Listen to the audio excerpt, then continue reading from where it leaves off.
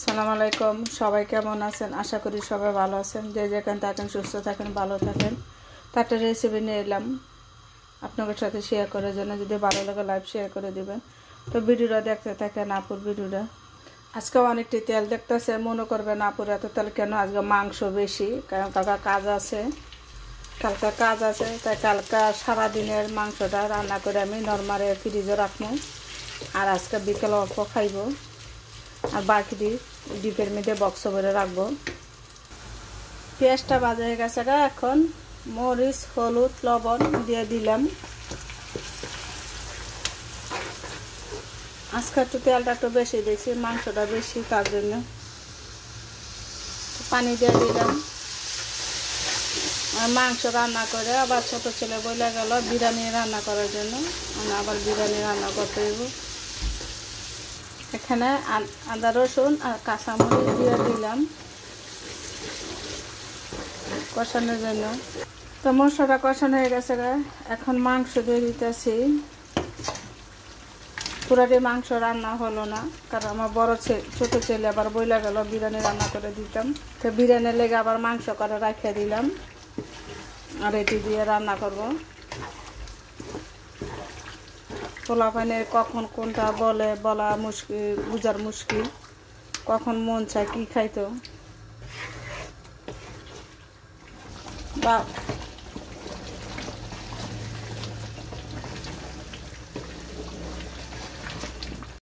মাংসটা কষানো হয়ে গেছে, এখন আমি এটা কষাই থেকে বাড়ে গেছিলাম। এখন আলু দিয়ে একটু হালকা জল দেবো, অথবা জল না দিলে চললে। মোটামুটি মাংস রান্না হয়ে গেছিল, কিন্তু আমার বড় ছেলে মেয়ে, ছোট ছেলে খায় না, তো বড় ছেলের মেয়ে আলু কম বেশি চায়, তাই দিলাম।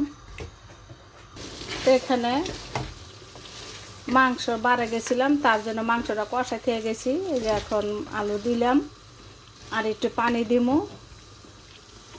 গরম পানি দেব, মানে ঠান্ডা পানি দেবো না। তো আলুটা সিদ্ধ হইতে পানিটা একটু শুকাইব। তারপরে কাঁচা টমেটো তখন রান্না করবো আজকে। তো এটা কষা খেয়ে যাওয়ার জন্য অনেক কাজটা একটু সামনে আগাইছে, আর নাইতে মাংস তখন রাঁধতে গেলে অনেক সময় লাগে, আইসা সম্ভব হয় না। তো যে পাকাইছে,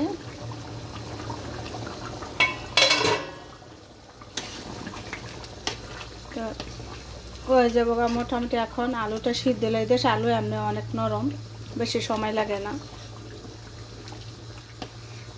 তো সোমবার হইলে একটু কাজের চাপটা বেশি হয়, কারণ বাজার, বাইরে যাওয়া, বাচ্চা স্কুল, বাসার কাজ, আমি অনেক খিজিবিজি খাই। আর সোমবার ছাড়া আর শনিবার ছাড়া আমি একটু শনিবার না, এই 2 দিনে আমি একটু কাস্টমার বেশি থাকে, এই কারণে মাংসটা আমি কষা রাখি। রান্নাটা মোটামুটি হয়ে গেছে, আলুটা আর একটু সিদ্ধ হইব।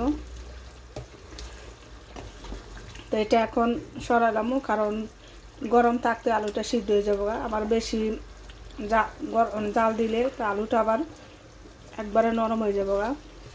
একটু হালকা রাখলে এটা গরমে গরমে আলু সিদ্ধ হয়ে যাবে। তো এই যে মাংস তরকারি রান্না শেষ। এখন টমেটো কাঁচা তরকারি রান্না করব।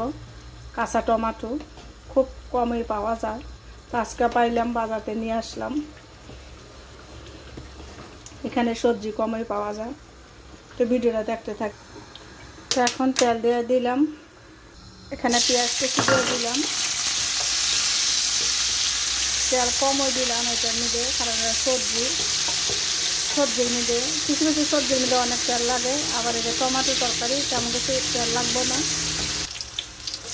এখানে দিয়ে দিলাম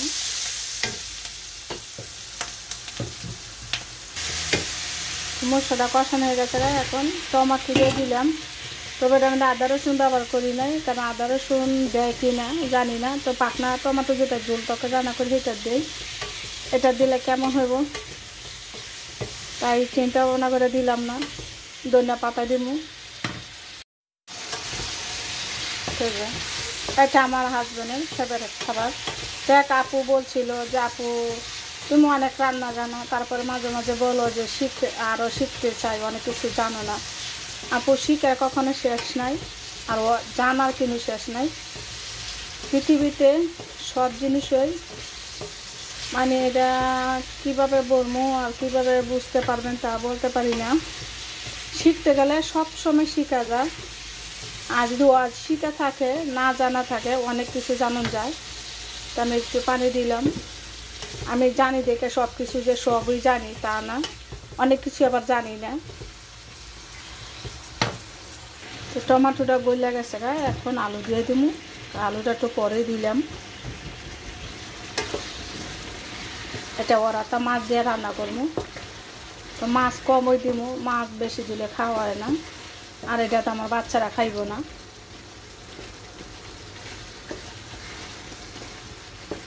তো এখন পানি দিয়ে দিব।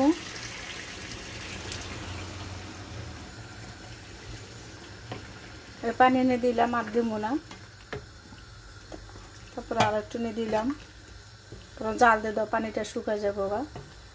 তো এটা কাঁচা টমাটো, টেরি টমাটোটা রান্না করলাম। এই যে মাংস রান্না যা শেষ হয়েছে, আলুটা সিদ্ধ হয়ে গেছে গা, সে একটু অল্প সিদ্ধ করছিলাম। তো রান্নাটা মোটামুটি হয়ে গেছে গা। এখানে 2টা মাছ দিলাম, একটা নেনগুর, একটা আগের ছা ছিল ওইটা রে, কারণ বেশি খাওয়া পড়বো না। তবু রান্না শেষে কয়েকটা কথা বলি। এক আপু অনেকদিন ধরে ইনবক্সে একটা কথা জানতে চাইছিল, মানে আমার প্রশ্ন করছিল যে আপু সত্যি কথাটা বলাটা কি অপরাধ নেই? এখন সত্যি কথা যে বলে হ্যাঁ মানুষে কেন ভালোবাসে না, মানে দেখতে পারে না। আপু সত্যি কথা বলার অপরাধ না, মানে সত্যিকারের মানুষ নাই, এই কারণে এটি একটা বড় অপরাধ। আপনি যদি সত্যি কথা কারোর সাথে বলেন, আত্মীয় স্বজনের সাথে, এটা যদি মিথ্যা কথাটা আপনি সত্যি কথাটা বলতেছেন, তো এটা যদি আরেকজনটা যাচাই করতে যায়, তো এটা সেই লোক ভালো না। আর যদি সে মিথ্যা কথা বলছে সত্যিটা ঢাকাইয়া, তো ওইটা যদি বিশ্বাস করে আপনি ওর পাশে গুরুত্ব দেন, ওর পাশে ঘুরেন, তো ওই মানুষটাই ওর কাছে ভালো হয়। তো ওই যাই যেটাই বলুক, আমি একটা কথা বলবো আপু, আপনি সত্য নিয়ে থাকেন, আর উপরওয়ালার কাছে কইবেন যে সত্য কখনো, মানে সত্যিকারের কথা যেটা এটা কখনো মিস হয় না। মিথ্যাটা একবার না একবার প্রমাণ হয়ে জায়গা। তবু আজকাল বর্তমানে মিথ্যাটা বেশি চলছে, মিথ্যা কথা বললে মানুষে অনেক কিছুই করে, মানে সত্যি কথাটা রাখিয়া কিন্তু এটা কখনো ভাবে না পরে কিন্তু এটা ক্ষতি হইব। একজন মানুষের সত্যি মিথ্যা কথা কই আমি আমার হাতে রাখমু, এরপরে 1 বছর 2 বছর 5 বছর, এরপরে কি হ্যাঁ কি কখনো বয়স হইব না, হ্যাঁ কি কখনো পরিবর্তন হইব না, তখন কি করব? এই জিনিসটা কখনো ভাবে না। আর সত্যর সাথে সবসময় আল্লাহ থাকে। আপনি যেই কিনো বিপদে থাকবেন, আল্লাহ আপনারে বাঁচাইব, আল্লাহ উদ্ধার করব। আর মিথ্যা কথা কই একজনকে গাইল করে দুর্বল কইরা আপনার সব কিছু আদায় করবেন, এটা একভাবে না একভাবে আল্লাহ আপনার মানে এমন জায়গাত নিব আপনি কল্পনা করতে পারবেন না মিথ্যা কথার পরিণাম কি হয়। তো আমি যেটা মনে করি, আমি যদি সৎ থাকি, আল্লাহ হয়তো বা ক্ষণিকে লেগে কষ্ট দেয়, এরপর আবার ঠিক হয়ে যাগা। তো সত্য কখনো মাইন নেই, এই জিনিসটা এখন মানুষে বুঝে না। তবু একটা জিনিস কি, মানুষ যে কোনো মানুষ হোক, কিছু কিছু মানুষে বলে মানুষের প্রতি মায়া মহব্বত নাই, এইটা ভুল। কিন্তু মানুষের মায়া মহব্বত থাকবো দেখে যে একটা দুর্বল জায়গাতে আঘাত করব, ওই আঘাতটা সহে নিব, এটা ভুল করে। কারণ আপনার একজন মানুষে কান্না করবো, কিছু বলবো, এটা যদি আপনি বেশি গুরুত্ব দেন, ওই দুর্বলতাটা নিয়ে আপনারা কাজ করে। তো এটা সবাই পছন্দ করেন না। যে আপু থাকে এই ক্যানাডা থাকে, বলছিল আমার অনেকদিন মেসেজ দিছিল, যে বলছিল যে আপু তোমার রান্না কম্পিউটার আমি তো সবসময় দেখি, তবু কথাটি ভালো লাগে।